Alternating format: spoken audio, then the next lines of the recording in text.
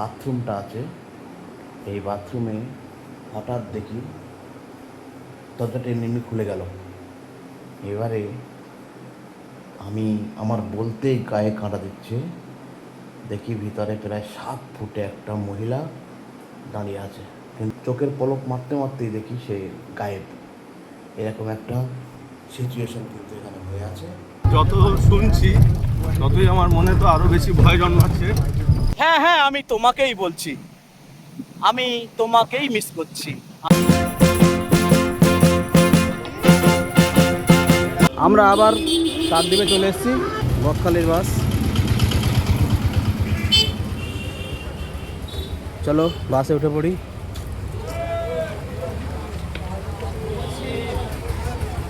এই যে বাসে উঠছে, দেখতে পাচ্ছ তো না।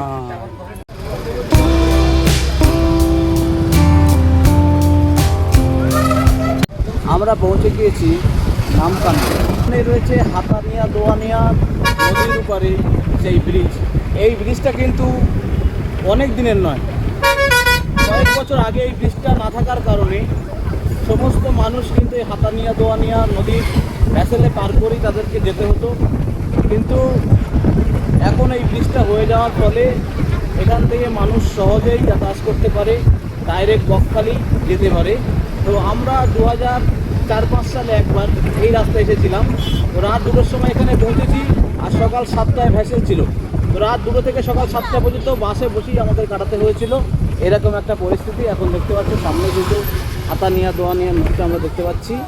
এইদিকে গেলে, আগে গেলেই কিন্তু বাংলাদেশের বর্ডারের দিকে চলে যায়, আর এদিকে কলকাতা অথবা গঙ্গাসাগর আইল্যান্ড হয়ে সরাসরি কিন্তু খিদিরপুর ডকেও যাওয়া যায়। তো এই যে সেই বিখ্যাত হাতানিয়া দোয়ানিয়ার ওপরে যে ব্রিজটা ছিল বা ব্রিজটা তৈরি হয়েছিল, সেটা এই ব্রিজ। আগে কিন্তু আমরা দেখতে পাচ্ছি এখান থেকে ব্রিজের দৃশ্যটা সত্যি খুবই মনোরম। তবে লাইটটা যেহেতু ওই দিকে থাকার কারণে ফটোটা হয়তো অত ভালো আসবে না, তবুও আপনাদের যতটা ভালো ফটো আসবে সমস্ত কিছু দেখানোর চেষ্টা করব। দেখতে পাচ্ছ এখানে কিন্তু আমাদের হুগলি সেতু স্টাইলের দেখতে পাচ্ছি, আর উপর থেকে নদীর দৃশ্যটা সত্যি খুবই ভালো।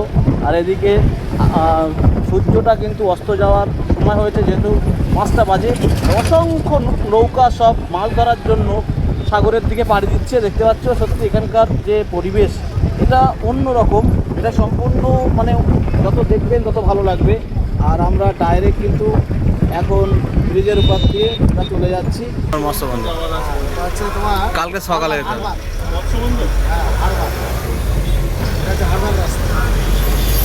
দূরে কিন্তু আমরা একটা টারবাইন দেখতে পেয়েছি। হ্যাঁ, এই টারবাইনগুলো লাগানো আছে। এই টারবাইনগুলো সত্যি খুবই সুন্দর লাগে, দেখতে পাচ্ছ টারবাইনগুলো লাগানো আছে।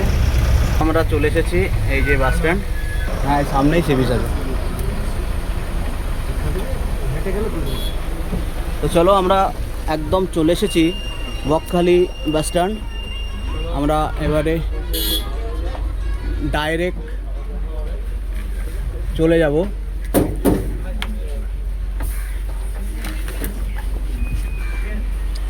নেমে যাচ্ছি, দেখতে পাচ্ছ। এটা আমাদের বাসের কন্ট্রাক্টরটা খুবই সুন্দর আমাদের সঙ্গে হেল্প করেছে। আরে হ্যালো বলে দাও। তোমাদের বাস এই কলকাতা থেকে চলে? আমাদের কাকদ্বীপ থেকে বকখালি। ও, কাকদ্বীপ থেকে বকখালি, তাই তো? তো এটাই হচ্ছে বাস স্ট্যান্ড সামনে। তবে এখন যেহেতু বৈকালবেলা, খালি খালি বকখালি, খালি খালি বকখালি। এদিকে সূর্যটা অস্ত যাচ্ছে।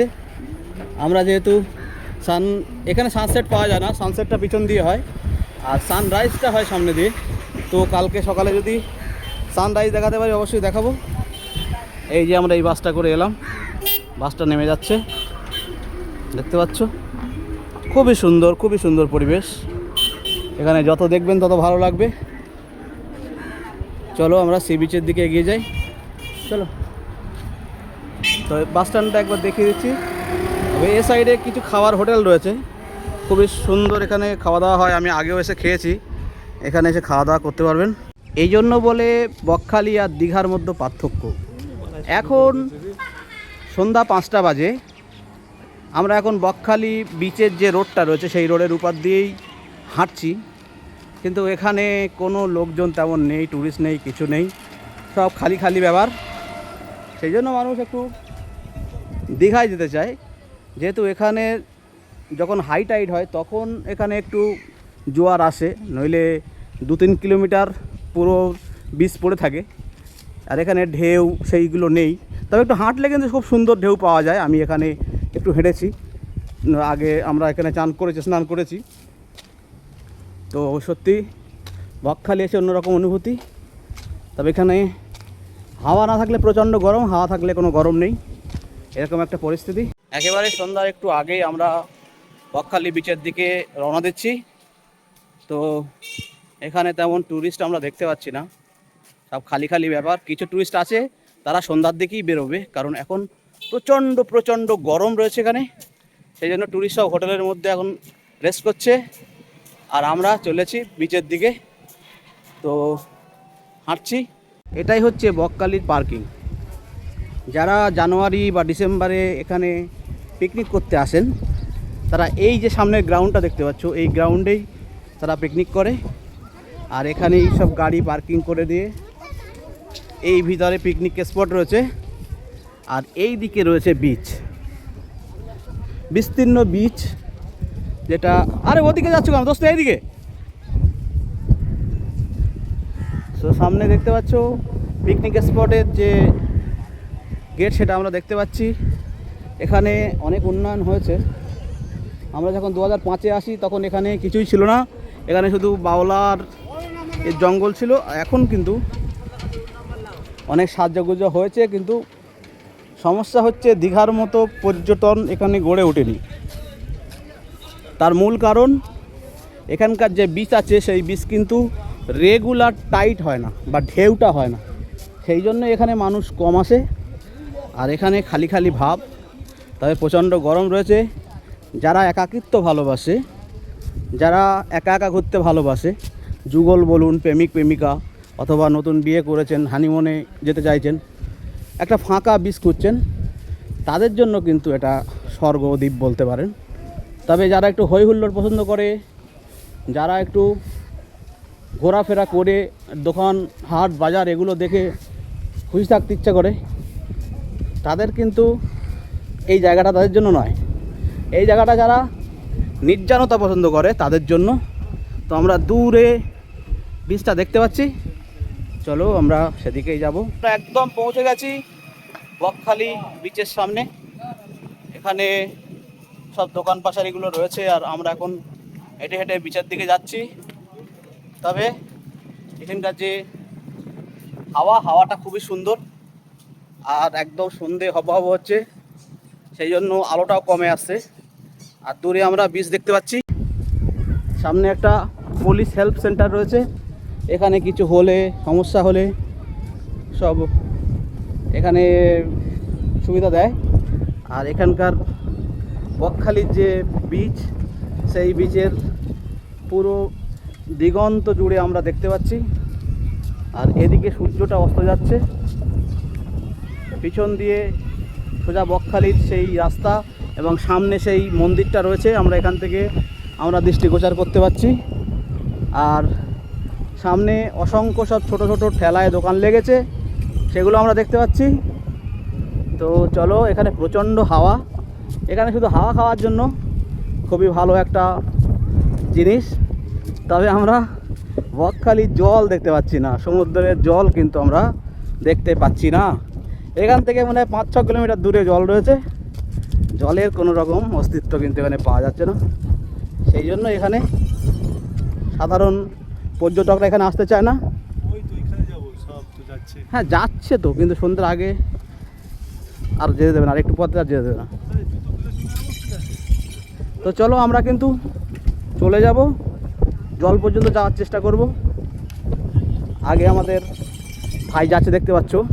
তো বিচের সামনে অসংখ্য সব দোকান পাচারি লাগছে। সন্ধ্যার সময় সব পর্যটকরা এখানে এসে ভিড় জমায়, এবং তাদের সন্ধ্যাকালীন যে সময় সেটা কাটানোর চেষ্টা করে। আর সামনে ওই যে চেয়ারগুলো দেখতে পাচ্ছ, ওই চেয়ারগুলো 10 টাকা করে ভাড়া পাওয়া যায়। তবে এটা এমন একটা বিচ, এই বিচটা কিন্তু যেতে গেলে একটা নদী পার হতে হয়, আর সে নদীটা কিন্তু আমরা সামনে দেখতে পাচ্ছি, এটা কিন্তু একটা নদী, ঠিক আছে। এই নদীটা পার করে তারপরে ওই বিচে কিন্তু যেতে হয়। তো এই নদীর একটা বিশেষত্ব আছে, আর এই নদীটা সত্যি খুবই খুবই ভয়ঙ্কর, এত বেশি ভয়ঙ্কর যে আপনার জীবন কেড়ে নিতে পারে। যখন হাই টাইড আসবে তখন আপনার জীবনটা কেড়ে নিতে পারে এই নদীটা। তো এই যে নদীটা দেখতে পাচ্ছ, এটা কিন্তু বিচ নয়, এটা নদী। বিচটা এখান থেকে আরও 3-4 কিলোমিটার দূরে আছে। আর এই যে নদীটা আছে, যখন হাই টাইড হয় এখানে 2-3 মানুষ জল, আর এই দিকে জলটা স্রোত চলে যায়। আর তখন কি হয়, মানুষ বুঝতেই পারে না এখানে একটা নদী আছে, গর্ত আছে, মানুষ ওদিকে খেলা করে। কিন্তু কয়েক মুহূর্তের মধ্যে জলটা এগিয়ে এসে এই যে নদীটা, এই নদীতে যখন 2-3 মানুষ জলের তোড় হয়, এই তোড় দিয়ে কিন্তু মানুষ এইদিকে বয়ে চলে যায়। তো এটা কিন্তু এখানে সমস্যা রয়েছে, এই সমস্যায় কিন্তু মানুষ এখানে পড়ে। এদিকে সূর্যটা অস্ত যাচ্ছে সন্ধ্যার সময়, সত্যি খুবই মনোরম। সব ট্যুরিস্টরা এখানে ঘোরাঘুরি করছে, কেউ কেউ বিচে গেছিলো, অসংখ্য ট্যুরিস্ট তারা আসতে শুরু করেছে।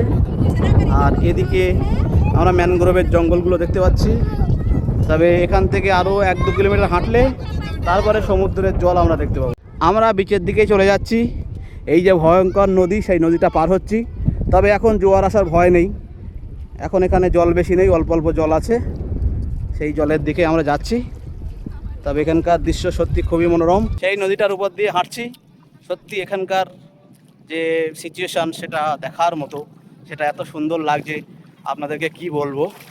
তবে যারা সমুদ্র ভক্ত বা ভ্রমণ পিপাসু মানুষ, তাদের এই সমস্ত বিচ, এই সমস্ত জায়গা এত সুন্দর, এত মনোরম লাগে যে তারা নিজেরাই বুঝতে পারে না। তো এখন সেই নদীর উপর দিয়ে ঘুরছি, আর এখন চলে যাব সেই বিচের দিকে। এখান থেকে 1 কিলোমিটার হাঁটতে হবে, তারপরে বিচ। চলো, তত দূর চোখ যাবে তত দূর শুধু বালির একটা পাহাড়, মরুভূমির মতো লাগছে, কিন্তু এটা একটা বিচ। হ্যাঁ, একটা বিচ। আমরা পিছন দিয়ে দেখতে পাচ্ছি সি বিচটা, সত্যি খুবই সুন্দর। আমরা কিন্তু খোলা সমুদ্রে এখন পদার্পণ করছি। আপনি পৃথিবীর কোথায়ও এত বড় বিচ আপনি দেখতে পাবেন না। প্রায় 2-3 কিলোমিটার জায়গা, যেটা সবসময় পড়ে থাকে, কিন্তু যে কোনো সময় জল এসে এখানে পুরোপুরি ঢেকে যেতে পারে, আপনি ডুবে মরে যেতে পারেন। তো এখানে একটু ভয়ের ব্যাপার আছে, তবুও মানুষ অনেক সাহস নিয়ে সমুদ্রের দিকে এগোয়। আমরা কিন্তু বিচের মধ্য দিয়ে হাঁটছি। তো এটা বিচের মধ্য দিয়ে, এখান থেকে অনেক মানুষ কিন্তু হাঁটছে, শুধু আমরা নই, আরও বহু মানুষ তারা হাঁটছে। আর আমরাও কিন্তু বিচের দিকে যাচ্ছি, একদম সমুদ্রের মাজা দিয়ে। তবে খুবই ভালো লাগছে, চলো আমরা এগিয়ে যাই। আমাদের বন্ধু তো খুবই খুবই আনন্দিত, সে তো আনন্দে আটখানা হয়ে এগিয়ে যাচ্ছে, আর অসংখ্য মানুষ বিচের দিকে এগিয়ে যাচ্ছে। তবে আমরা প্রায় 7-8 মিনিট হাঁটছি, তবু বিচের কোনো দেখা নেই, আমরা এখনও সমুদ্রের জল দেখতে পাচ্ছি না। অনেক দূরে একটা জলের কিনারা আমরা দেখতে পাচ্ছি, তো সেদিকেই যাব। তবে সত্যি এত সুন্দর হাওয়া, এত সুন্দর প্রকৃতি, স্বর্গের কথা মনে পড়ছে। আর এদিকে সূর্যটা অস্ত যাচ্ছে, এরকম একটা সিচুয়েশান। তবে এত সুন্দর। তুমি কি দেখতে পাচ্ছ? এই সেই বিচ যেখানে আমরা লাল ক্যাকড়া নিয়ে খেলা করেছিলাম। আজকে সেই বিচে আমি একা ঘুরছি, কিন্তু আজ থেকে কিছু বছর আগেই আমি আর তুমি হাত ধরে এই বিচে হেঁটে বেড়াচ্ছিলাম। তো সেই সময়টা আজ এই বিচে এসে মনে পড়লো। তো তোমার সঙ্গে হয়তো আমার আর পরিচয় নেই, তুমি কোথায় হারিয়ে গেছো, আমি কোথায় হারিয়ে গেছি। আমাদের জীবন পাল্টে গেছে, আমাদের সময়, সম্পর্ক, সমস্ত কিছু পাল্টে গেছে, কিন্তু সেই বিচটা আজও রয়ে গেছে। সেই বিচটা কিন্তু আজও তার জায়গায়। এই লাল কাঁকড়ারা এই বালিতে তারা খেলা করছে, তারা এই বালিতে ঘুরে বেড়াচ্ছে, কিন্তু আমাদের সম্পর্ক, আমাদের সেই যে বন্ধুত্ব, সেই বন্ধুত্ব কোথায় বিলীন হয়ে গেছে। তোমার কি মনে আছে, চুল ছেড়ে দিয়ে ঘোড়ার মতো করে তুমি দৌড়িয়ে বেড়াচ্ছিলে? তোমার কি মনে আছে, তুমি এই বিচে উন্মাদের মতো, পাগলের মতো আমার হাত ধরে ঘুরে বেড়াচ্ছিলে? সেগুলো কি তোমার মনে আছে? আমার মনে আছে, তাই বারবার ফিরে আসি আমি এই বকখালির এই যে মরুভূমি, বকখালির মরুভূমি, সমুদ্রের মরুভূমির কাছে আমি বারবার ফিরে আসি। আমি বারবার দেখতে চাই তোমার সেই স্মৃতিগুলো, আমি বারবার খুঁজতে চাই তোমার সেই বন্ধুত্বের সময়গুলো আমি বারবার খুঁজতে চাই। সেই সন্ধ্যা, সেই দুপুর, সেই বিকেল, আমরা এখানে হাত ধরে ঘুরেছিলাম, আমরা এখানে দুজন দুজনকে চেনার চেষ্টা করেছিলাম। কিন্তু আফসোস, না তুমি আমাকে চিনতে পেরেছো, না আমি তোমাকে চিনতে পেরেছি। এরকম একটা পরিস্থিতি নিয়ে আজকে ঘুরে বেড়াচ্ছি এই ফাঁকা দ্বীপে। তো চলো, আজকে 17ই জুন 2026, আবার 3 বছর পরে সেই বকখালির নির্জন বিচে একা ঘুরে বেড়াচ্ছি। তো এই সেই বকখালি, যে বকখালি মানুষের অনেক স্বপ্ন, অনেক ভালোবাসা, অনেক প্রেম এই বকখালির সঙ্গে জড়িত। আমারও রয়েছে এরকম অনেক ঘটনা, অনেক কাহিনী, যেগুলো আমি বারবার মনে পড়ে আমার, আর আমি বারবার ফিরে আসি। তো দূর থেকে আমরা দেখতে পাচ্ছি সেই বীচ, সেই বিখ্যাত বকখালির বীচ। আমরা সেই জলে পা মেশাবো। এই জলেই তোমার শরীরের গন্ধ, এই জলেই তোমার সেই ঘোড়ার মতো দৌড়ের সেই সব সাপ আজও কিন্তু এই জলে মিশে আছে। তাই তোমাকে স্পর্শ না করতে পারলেও, তোমাকে আমি না পেলেও, তোমার সেই স্পর্শ যেই সমুদ্র একদিন করেছিল, সেই সমুদ্রকে স্পর্শ করে আজকে আমি তোমার সেই স্পর্শের কথা, অনুভূতি একটু নেওয়ার চেষ্টা করব। বন্ধুরা, চলে এসেছি সমুদ্র সৈকতে। চলো।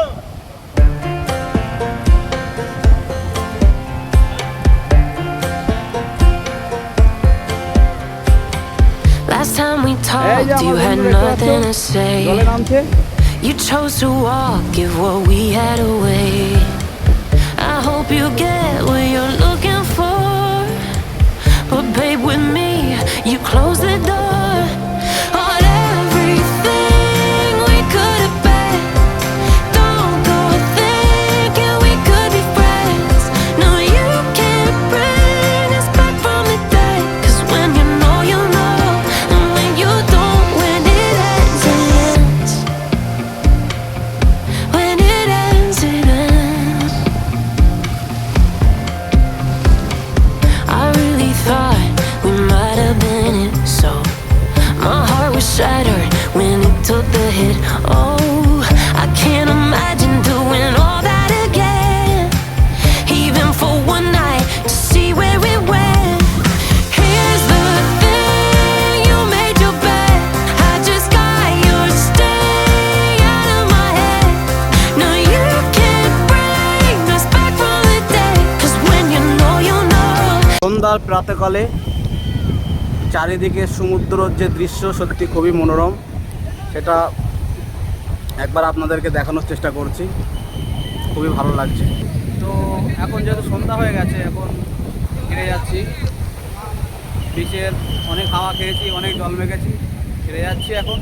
এখান থেকে অনেক দূরে আমরা বকখালি সি বিচের দোকানগুলো দেখতে পাচ্ছি। তবে সত্যি খুবই মনোরম। বন্ধু আগে দিয়ে হেঁটে যাচ্ছে, আর আমি এই পাশ দিয়ে হাঁটছি আর ভিডিও করছি। তবে কালকে সকালে হয়তো আর বকখালি বিচ দেখাতে পারবো না, কারণ ফার্স্ট মর্নিং আমরা বেরিয়ে যাব। বকখালি বিচের সন্ধ্যার যে সময় বা ইভিনিং টাইম খুবই মনোরম। বিচের আশেপাশে অনেক কিছু বেচাকেনা হয়, যেমন প্রচুর কাঁচা মাছ, সেগুলো ফ্রাই করে খাওয়ানো হয়, আরও এরকম অনেক কিছু হয়। তো সেগুলো সব কিছু দেখাবো। চলো চলো, আমরা একদম ঘাটের কাছে চলে এসেছি। সেই যে দুর্ধর্ষ নদীটার কথা বলছিলাম, সেই নদীটা আমরা কিন্তু দেখতে পাচ্ছি। বকখালি সন্ধ্যার দৃশ্য সত্যি খুবই মনোরম। যত দেখছি তত ভালো লাগছে, যত দৃষ্টিগোচর করছি তত ভালো লাগছে। একটু লাইটটা কমিয়ে দিয়ে আপনাদের দেখানোর চেষ্টা করছি, যাতে আপনারা খুব ভালোভাবে বুঝতে পারেন। এদিকেই রয়েছে সেই বকখালির বিখ্যাত বীচ।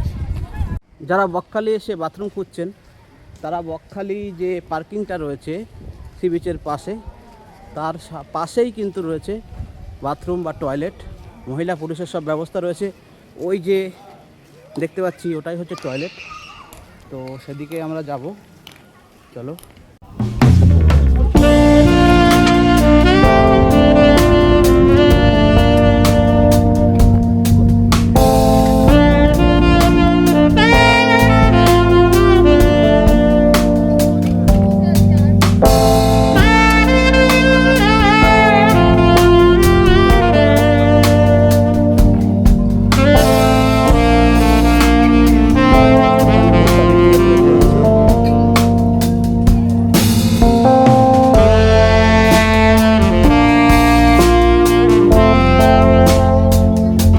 ফুচকা তো সমস্ত বাজার দখল করে রেখে দিয়েছে। এখানে ফুচকা খাওয়ার প্রচণ্ড বড় লাইন। সত্যি এখানে সিচুয়েশানটাই আলাদা। এটা হচ্ছে ফুচকার লাইন, অসংখ্য ফুচকার দোকান রয়েছে। তারপরে রয়েছে ভেলপুরের লাইন, তারপরে আইসক্রিম লাইন, সব লাইন করে এইভাবে কিন্তু রেখে দিয়েছে একটা সিস্টেম বানিয়ে। এখান দিয়ে আমরা অসংখ্য সব ছোট ছোট খেলনার দোকান দেখতে পাচ্ছি। এখানে অসংখ্য সামগ্রী তৈরি এরকম ঘর সাজানোর জিনিসগুলো আছে, বিভিন্ন আইটেমের ঠাকুরগুলো আছে, তোমরা চাইলে এখান থেকে কিনতে পারো। বকখালি যতদূর চোখ যাচ্ছে সব খালি, এখানে কোনো লোকজনের দেখা পাচ্ছি না। তবে জুন মাসে জুলাই মাসে বকখালিতে কেউ আসে না, সেটা প্রমাণ হয়েছে। আর আপনারাও কিন্তু আসবেন না। যদি আসেন তাহলে একটু ঠান্ডা ঠান্ডা পড়লে এখানে সমুদ্রের যে গরম গরম ভাব সেটা ভালো লাগতে পারে। তবে এখানে লাগানো বাড়ির খুব চাপ, ঠিক আছে। দোস্ত আবার পানের নেশায় ফের ছুটেছে, পান পান করে আমার দোস্ত মরে গেল। কত পান খাবে আমার দোস্ত। তো এখানে পানের দোকানে শিবসুরবি বন্ধু পান খেয়ে নিয়েছে। ও খাইকে পান বানা রসওয়ালা। সন্ধ্যাবেলা যদি একটা পান না হয় মাথাটা চঞ্চল করে। আর তার উপরে বকখালি এসে সি বিচে ও সমুদ্র সৈকতে এই জলে চান করে মাথাটা এমনি চঞ্চল করছে। পান লাগিয়ে দিচ্ছি, বাবাকে চলবে ইনশাল্লাহ। ঘুরে ঘুরে আবার চলে এসেছি বকখালি বাস স্ট্যান্ড। সেই 5টার সময় গেছি আর এখন প্রায় 7:30 বাজে। বহু সময় আমরা বিচে কাটিয়েছি, বহু এনজয় করেছি, সমস্ত ভিডিও আপনাদের আসবে। আমরা একটা খাবার হোটেলে চলে এসেছি। এখানে আমরা রাতের ডিনারটা নিয়ে নেবো, প্যাক করে নিচ্ছি, ওটা হোটেলে গিয়ে খাবো। হোটেল এখন আমরা নিইনি, তো হোটেলের নামটা দেখতে পাচ্ছ।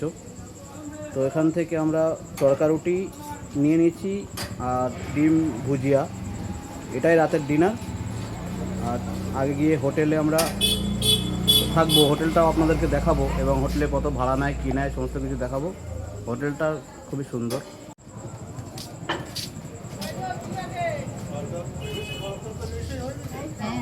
এখন চলে এসেছি একটা হোটেলে, মা শারদাময়ী ভবন। এই হোটেলটা দেখবো, চলো ভিতরে গিয়ে হোটেলের কি পরিস্থিতি আছে দেখে যদি ভালো লাগে অবশ্যই রুম নেব।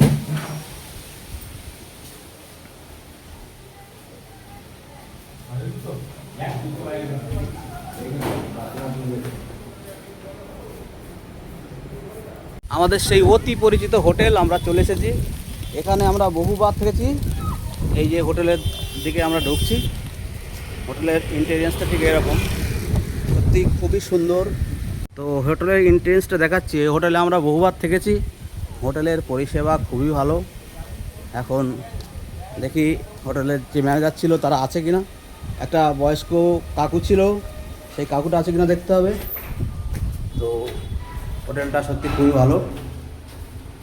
এই হোটেলে বহুবার আমরা থেকেছি, আবার আজকে চলে এলাম।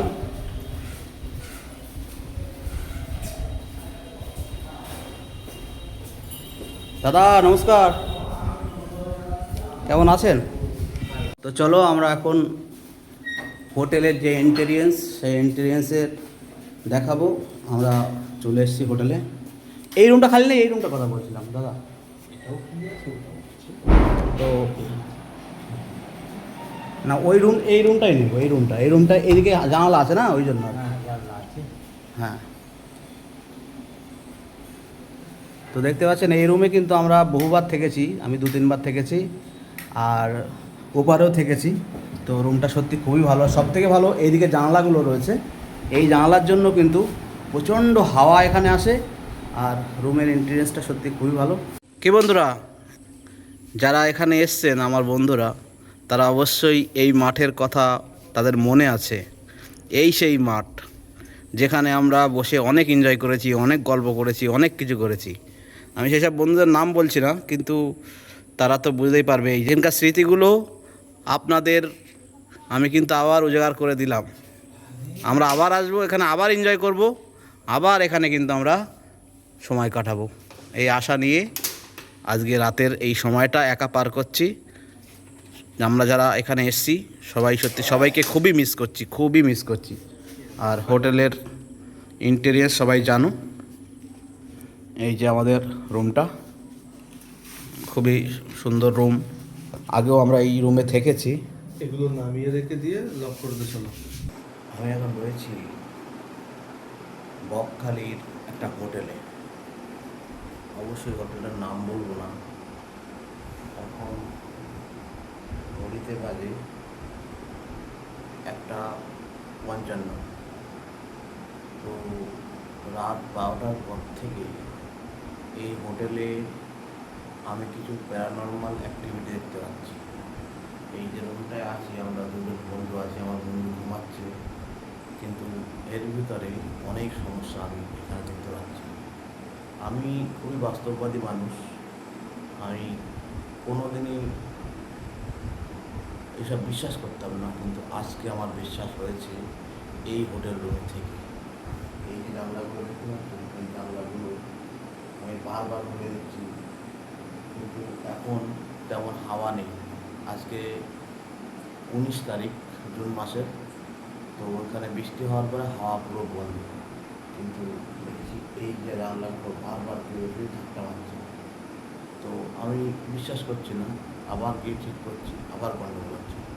আবার কিছু পর পর এই যে বাথরুমটা আছে, এই বাথরুমে হঠাৎ দেখি দরজাটা এমনি খুলে গেল। এবারে আমি আমার বলতেই গায়ে কাঁটা দিচ্ছে, দেখি ভিতরে প্রায় 7 ফুটে একটা মহিলা দাঁড়িয়ে আছে, কিন্তু এখানে কোনো কিছুই নেই। আবার চোখের পলক মারতেই দেখি সে গায়েব। এরকম একটা সিচুয়েশন কিন্তু এখানে হয়ে আছে। তো সত্যি খুবই ভয়ে আছি, কী করে আজকে রাতটা কাটবে জানি না। তবে আমি হোটেলের নামটা বলবো না, যেহেতু হোটেলের বদনাম হবে। তবে কালকে আমি খবর নেব যে এখানে কোনো প্যারানর্মাল অ্যাক্টিভিটি হয়েছিল কি না, বা কোনো কারোর সঙ্গে অ্যাক্সিডেন্ট হয়েছিল কি না, সেগুলো নিয়ে কথা বলবো। তবে যারা সত্যি এরকম হোটেলে আসবেন খুবই সাবধানে থাকবেন। যেহেতু আমার বন্ধু রয়েছে, ও ঘুমাচ্ছে, সেই জন্য হয়তো আমার অত ভয় লাগছে না। যদি আমি একা আসতাম তাহলে কত ভয় লাগতো। আমি কিন্তু এর আগেও অনেক ট্রাভেল করেছি, আমার সঙ্গে এরকম ঘটনা ঘটেনি, এই প্রথম কিন্তু এরকম ঘটনা। তো চলুন, আজকে সারা রাত বসেই কাটাতে হবে, প্রচণ্ড ভয় পাচ্ছি। Welcome back to my channel. আমরা বকখালিতে রয়েছি, সেটা আপনারা সবাই জানেন। তো বন্ধু, কালকে রাতে আপনার এই হোটেলে আপনি ছিলেন, তো এখানে আপনার কি কোনো অসুবিধা হয়েছে? না না, আমার এখানে আল্লাহর নামে কোনো অসুবিধা হয়নি। খুব সুন্দরভাবে রিল্যাক্সের সঙ্গে ঘুমিয়েছি। দুটো জানালা, হাওয়া বাতাস, এত সুন্দরভাবে প্রাকৃতিক এই সৌন্দর্যের মধ্যে খুব সুন্দরভাবে ঘুমিয়ে নিয়েছি, কোনো কষ্ট হয়নি আমার। হ্যাঁ, তো আমার বন্ধুর কিন্তু কোনো কষ্ট হয়নি, তবে আমার কিছু তিক্ত অভিজ্ঞতা হয়েছে, সেটা মানে একটু কঠিন, আপনাদের সঙ্গে অবশ্যই শেয়ার করতে হবে। কারণ আবাসিক যে হোটেলগুলো হয়, সেই হোটেলগুলোয় কিছু প্রবলেম থাকে। কালকে আমি এই হোটেলটায় ছিলাম, আমি কোনো এই যে হোটেলের বদনাম করছি এমন কিন্তু নয়। যেটা আমার ফিল হয়েছে, যেটা আমি দেখেছি, আমি সেটাই বলছি। তো সেটা একটু বিস্তারিতভাবে কালকে রাতে আপনাদের সঙ্গে বলতে পারিনি, যেহেতু রাত ছিল। তো এই যে রুমটা দেখতে পাচ্ছ, এই সামনেই আমার একটা জানলা রয়েছে, এই জানলা খটখট করে মতো আওয়াজ হয়, তো আমার ঘুমটা ভেঙে যায়। তারপরে আমি দেখি যে বাথরুম, এই সাইডে যে বাথরুমটা দেখতে পাচ্ছ, এই বাথরুমের হঠাৎ করে দরজাটা খুলে গেছে। আর বাথরুমের যেহেতু লাইটটা জ্বলছিল, তো আমার চোখে পড়ছে বলে উঠেছি। উঠে গিয়ে যখনই আমি দেখলাম সেটা বলতেই আমার গায়ে কাঁটা দিচ্ছে। এটা খুবই একটা সমস্যা। সেটা হচ্ছে, দেখছি আমি যখনই আমার বাথরুমের দিকে নজর গেল, দেখলাম যে একটা 7 ফুট মতো মহিলা, অনেক লম্বা সম্বা, সে ওই বাথরুমের ছাদে ঝুলছে এবং পুরো উলঙ্গ, এবং তার একটা স্তন বা ব্রেস্ট কাটা আছে, এরকম আমি দেখেছি। গা দিয়ে মানে ঝরঝরিয়ে রক্ত পড়ছে। তো আমি দেখে তো প্রচন্ড ভয়ে চিল্লে ওঠার উপক্রম, কিন্তু যেহেতু আমার বন্ধু খুবই ভীতু, সেই জন্য আমি চেপে গেছিলাম। তারপরে আমি ভিডিওতে সবকিছু বলেছি। তো যাই হোক, বকখালি বা যে কোনো আবাসিক হোটেলে থাকার আগে একটু ভেবেচিন্তে থাকতে হবে। সাবধানে থাকতে হবে, নইলে কিন্তু সমস্যা হয়। তাছাড়া কিন্তু হোটেলটা খুবই ভালো। হোটেলের যে সমস্ত কর্তৃপক্ষ বা কেয়ারটেকার তারা আমাদের সঙ্গে প্রচণ্ড ভালো ব্যবহার করেছে, তো কোনো সমস্যা আমাদের হয়নি। তো চলো আমরা আবার হোটেলের বাইরে গিয়ে কানেক্ট করব। তো এখন আমরা হোটেল ছেড়ে দিচ্ছি, এখন সকাল 8টা বাজে। সকালবেলা হোটেল থেকে বার হয়েই আমরা কিন্তু অটো পেয়ে গেছি, আর অটো নিয়ে ডাইরেক্ট আমরা চলে যাব পরবর্তী গন্তব্যে। আর এদিকে আমাদের সেই হোটেলটা রয়েছে, ভুতুড়ে হোটেল। তো চলো, সকাল সকাল অটোয় উঠে পড়েছি, আর একদম সকালের ওয়েদারটা সত্যি খুবই মনোরম। কালকে যেহেতু এখানে প্রচণ্ড বৃষ্টি হয়েছে, সেই জন্য এখন ওয়েদারটা খুবই সুন্দর মনোরম, গরম বলে কিছু নেই। আর এখানে তো বিচের হাওয়াটা রয়েছেই। আমরা ডাইরেক্ট চলে যাচ্ছি 10 মাইল বলে একটা জায়গা, ওখান দিয়ে কিন্তু আমরা নদী পার হয়ে একটা অজানা অচেনা আইল্যান্ডে যাব। তো চলো, এখানে পরিবেশ পরিস্থিতি সমস্ত কিছু দেখাবো, সঙ্গে থাকো। আচ্ছা দাদা, বলছি এই আপনাদের এই বকখালি হোটেলে কি ভূত মুত থাকে না কি বলুন তো? না তো। কিন্তু আমাদের তো ভূতের অভিজ্ঞতা হলো। কেন? ভূতের অভিজ্ঞতা হলো কালকে এই হোটেলে? যে হোটেল হয়, নাম তো বলা যাবে না। এই হোটেলে? হ্যাঁ, এখানকার যে কোনো একটা হোটেলে আমরা ছিলাম, সেখানে কিন্তু ভূতের অভিজ্ঞতা হলো আমাদের। আচ্ছা, কেমন? মানে বাথরুমটা একটু প্রবলেম হয়েছে রাতে, মানে কিছু প্যারানর্মাল অ্যাক্টিভিটি হয়েছে। আচ্ছা, তাই আর কি, আপনি যেহেতু এলাকার মানুষ, এরকম কোনো ঘটনা বা কোনো টুরিস্ট এরকম বলেছে? হোটেলের নাম বললে তাহলে বলতে পারবো। হোটেলের নাম তো বলা যাবে না, যেহেতু আমরা ইউটিউবার না। ইউটিউবার হতে পারে, আমরা তো আর সেগুলো আর করি না, আমরা তো ইউটিউব করছি না, যে ফ্ল্যাশ করছি আমরা। এর আগেও থেকেছি, ওই রুমেই থেকেছি। আচ্ছা, কিন্তু কালকে রাতে আমার সঙ্গে এমন কিছু ঘটনা ঘটেছে যেটা আর কি মানে আমার অবাস্তব লেগেছে। আমি যেহেতু ভূত প্রেতে বিশ্বাস করি না, আচ্ছা, তো তারপরেও কিন্তু আমাকে। ক্যামেরা করছেন নাকি? আপনার মুখ আসছে না দাদা। ক্যামেরা করছেন কি সেটা বলুন। হ্যাঁ, ক্যামেরা করছি কিন্তু মুখ আসছে না। তাহলে ক্যামেরা করলে তাহলে আমি বলবো না। না না, বলুন না আপনি, আপনার মুখ আসছে না। দেখুন, মুখ নিচ্ছে না, মুখ নিচ্ছে না। বলুন না, আপনার মুখ আমি নিচ্ছি না। বলুন না, ঘটনাটা শুনি কিছু। কোনো অ্যাক্সিডেন্ট ঘটেছিল দাদা? নাকি আর বলবেনই না? হ্যাঁ, বলতে পারতেন।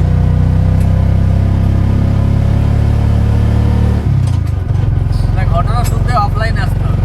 অফলাইনে আসতে হবে? মৌমিতার ঘটনা? হ্যাঁ, তাহলে ঘটনা আছে কিছু? আছে অবশ্যই। এবারে বলো, আমরা যে অটো করে এসছি বকখালি থেকে, এই বকখালি থেকে অটোওয়ালা মানে কালকে রাতে যে আমাদের সঙ্গে যে ঘটনাটা ঘটেছে, ভূতের ঘটনা, তো অটোওয়ালা ওই হোটেল সম্পর্কে কি বলেছে বলো? আমি তো শুনে শিওরই তো, হ্যাঁ, যদিও রাত্রে আমি কিছু দেখিনি, তবে সবই আল্লাহর রহম যে এটা আমি কিছু দেখিনি। হয়তো দেখলে রাত্রে আমার ঘুমটা উড়ে যেত। তবে ওই হোটেলে প্রবলেম আছে সেটা বলেছে 100%। আচ্ছা, তো বন্ধুরা, সেটা আগে যেহেতু আমি আমার বন্ধুকে বলেছি, ও বিশ্বাস করিনি।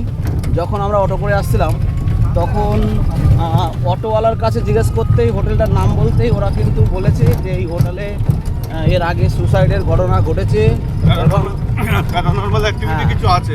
হ্যাঁ, এটা বলেছে। তো সেটা আমরা কালকে উপলব্ধি করেছি পুরোপুরি। আপনারা সেটা দেখেছেন বা শুনেছেন।